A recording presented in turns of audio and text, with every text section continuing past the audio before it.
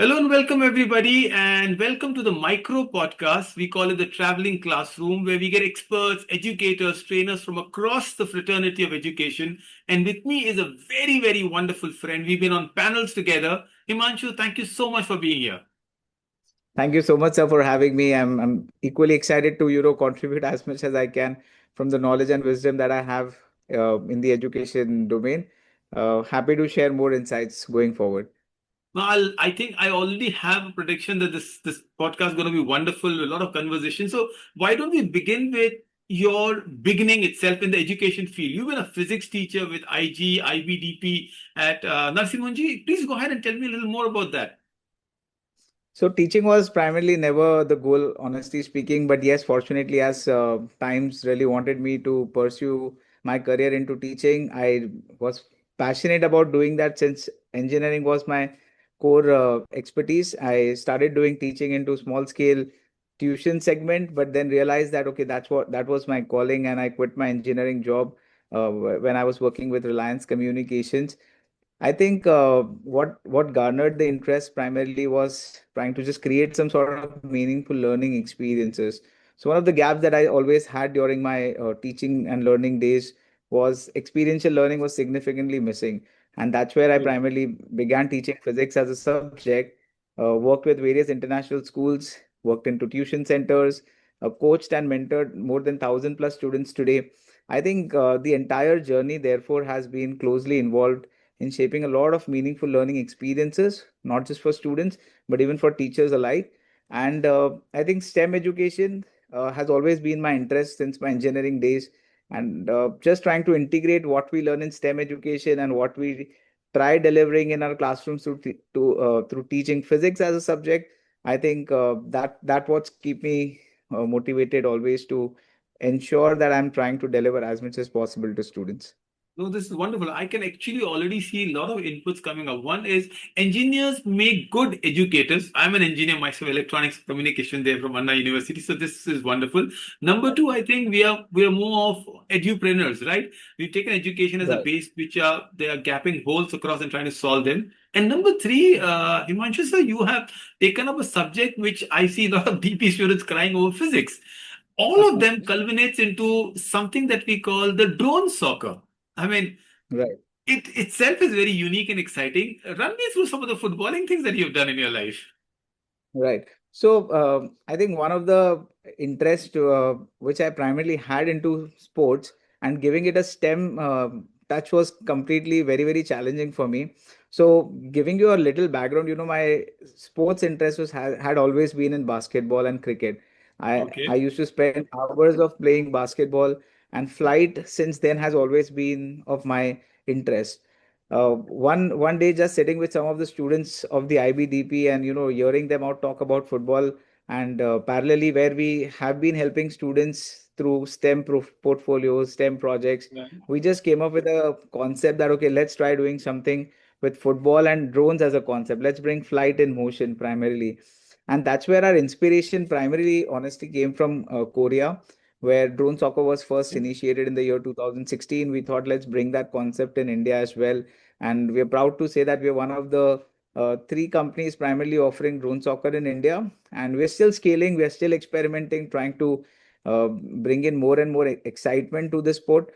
But yeah, that's how flight came in motion through the concept of drone, because the passion actually came from basketball, not from soccer as such. I really don't enjoy Interesting. playing soccer much. But Okay. yeah, that's how drone soccer came in. That's how physics came in altogether. Wow. So there's so many. I mean, hearing you, Manchester, I mean, you have so many small verticals in your own little conversation that you're sharing that a lot of people I've seen in PISA scores. South Korea has Right. always been among the top countries along with some of the Scandinavians. And Right. all I know of Korea is this, right? That's what my daughter has taught me. BTSs and love signals and Right. Right. and here you are bringing an educational concept into the field. Uh, how are the students reacting? Because I have seen most of my students, they love football. They are on the turf around there. How is it? How's the excitement? What is the response to what you've been doing? Well, students actually enjoy this. For them, it was initially just a toy when they hold the controller and are trying to fly a drone for the first time. But as they keep flying with the objective that they have to score goals using drones, has been a USP for that particular sport. So the person who is not a great fan of playing football for maybe lack of talent, but is very Mhm. much interested in participating, has primarily got an opportunity to still enjoy all the soccer rules, enjoy all the roles that a soccer team would primarily have through this particular sport, where he or she can comfortably fly a drone without even needing to have a prior experience. So I think we have tried keeping our model as well in a way that any student who is a rookie can actually just start and eventually then think of even pursuing a career into drone technology as we go ahead. So I You think doing? students I are mean, I enjoying wish it. you were there, the AI Simplified. summit, Himanshu. You should have been there playing soccer around there, the recent one that happened.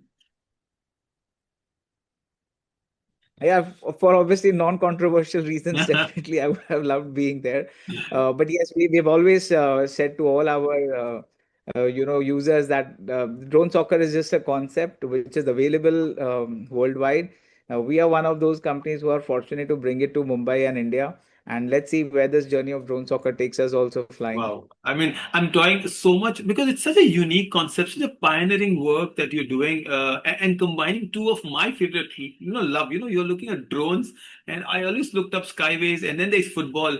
Okay, that's the only question on drone soccer. Personal one. If you were a player there, what would your position be? A goalkeeper, defender, attacker? What would you be? Midfield, perhaps? I think just as a life skill, also what I've generally done with my team is I've always given them the opportunity to go and perform, because by God's grace, I've been fortunate to lead a team of individuals. I think even when I was onto the drone soccer team, I would have loved playing as a goalkeeper to make sure that my team is protected, and they are the ones who primarily take lead and try to create more and more leaders in their team as well. So I Wonderful. would have been the I see goalkeeper. you also as a coach, maybe a Sir Alex Ferguson or Gautam Gambhir, but I see so much of it. Himanshu, let me see. I mean, we are young at heart, the kind of work that brings you, especially with the students. But if you were the 20-year-old self, right, fresh, maybe into just, engineering, what advice, two advices perhaps you would give to that younger Himanshu that if you meet now? I think what I've learned in the journey of being an edupreneur is, and what if I was doing this when I was 20-year-old at that point of time, I would have said myself that I don't need to rush. I need to Mhm. primarily focus on building depth. I need to stay consistent, and I need to build my credibility through trust, which primarily takes compounding effect over time. So it's very important as a 20-year-old to understand that nothing can be achieved very quick. It can't be something that you want quick results, which nowadays kids want. It's very important that we need to learn things patiently. We need to focus on mastering the fundamentals. We start documenting the work that we do, the learnings that we have, the systems that we try creating. And it's also very, very important to choose the right people. So when you are choosing people, it's very important to be very, very careful about who are you working with, who are you learning with. So I think I would also remind myself in that I don't need to slightly confuse myself that if I'm moving faster, I am actually making progress. Sometimes that might not be the right direction. In the early years, we often think that, okay, if we are moving and more fastest compared to our competitors, we think we are successful. But I think Right. over the period of time, I've understood that success is more primarily defined through the credibility that we build, the consistency that we primarily have in the work that we do, and the relationships obviously create a more lasting impression on our users as well. So I think I would have reminded myself to keeping it short that I don't need to rush. I need to focus on building the depth, staying consistent, and building the trust that can give me more credibility into the work that I do. Himanshu, I see this philosophical side of you. I mean, I'm tempted to ask what books are you reading, and I really want you to recollect. But so beautifully, I'm trying to summarize such amazing thing. You mentioned about depth. I mean, today we are spreading so thin. There is a book by Carl Newport Yeah, called Deep. I think is it? It talks about shallow thoughts and deep work. And deep work is the name of the book. Yeah, and one thing you mentioned about mentors. I see a lot of young students should be looking at you, and perhaps they already are as mentors. There's this African right. proverb that I read. If you want to go fast, go alone. If you want to go far, go together. And Correct. I love, so I'm picking up your brains here. What books are you reading right now? What's there on your shelf, or what is one book you recommend? I think most. Honestly, I'm not a avid reader as compared to the books that you read. Maybe Physics movies. has Maybe tell generally me been something my you're touch. watching. Yeah, so physics generally has been my touch points, but I think one of the motivation that keeps me going on trying to understand how things really work is atomic habits. So Wow. finance is something that I'm not very great with. It takes me time to understand, and that I'm fortunate to have team of people who primarily take care of that for me. But I think the Atomic Habits is one of the book I would recommend any age group or any category of an individual should at least read that and try learning some things from it and implementing that in your real life as well. James Clear's book, Atomic Habits. So, all of you who are noting it down, please make a note immediately. Amazon it. I think Himanshu is right. Uh, so, right then, we are in the crux of education, Himanshu. So, what is that one belief that we still hold very dear and our schools and education system need to change? Perhaps too much on rote learning or marks. What would that be, Himanshu? You disagree with the current education system? I think one of the most important thing that we see nowadays, where we even see 18-year-old, 16-year-old coming up with their startup ideas and raising funds and investments. I think what I truly believe that the future of education should be experiential. Now, what we learn into the four-wall classrooms are not going to be enough anymore. People need to start separating academics from real-world skills. But I believe that the future will belong to an integrated learning. Students will require exposure to innovation, they will require exposure to teamwork, problem solving, design thinking, and application based experiences. I think that is one of the reasons, even at Drone Nova India, why this particular vertical of my business is so close to my heart, because I get to represent a future where learning is extremely active, is exciting, and even deeply relevant. So I think experiential learning should be the future of our education. Wow. From flying footballs in air to making students think positively, creatively, and experiential learning. Himanshu, this micro podcast has been wonderful. In fact, I always tell my guests that I want to do a deep down masterclass in person when we are in the same city. So hopefully we'll catch up and do that entire masterclass. But we don't leave our guests without asking one fun question. So Himanshu, if you had a choice of a superpower, it could be flying anywhere. I think I always know the answer, or could be invisible. Which one would you choose and why? Yeah.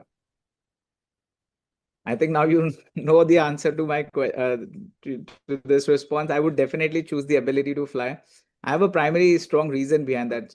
See, for me, flying primarily represents perspective. It represents possibility and freedom. So I like the idea of seeing things with a bigger picture, exploring new horizons, and moving beyond conventional limits. So I would have definitely chosen flying instead of being completely invisible out there.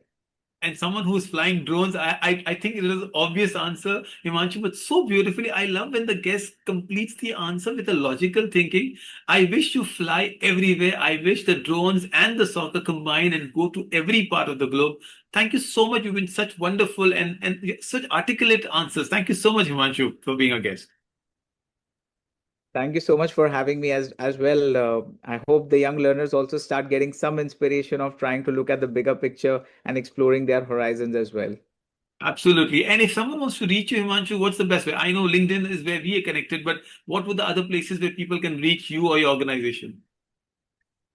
I think the best thing they can do is just search on Google drone soccer in India, and we would be the first one to be Wow. listed out there, and they can reach out to us from there. Done. I think we'll also tag you on Instagram, but thank you so much once again. Pleasure here.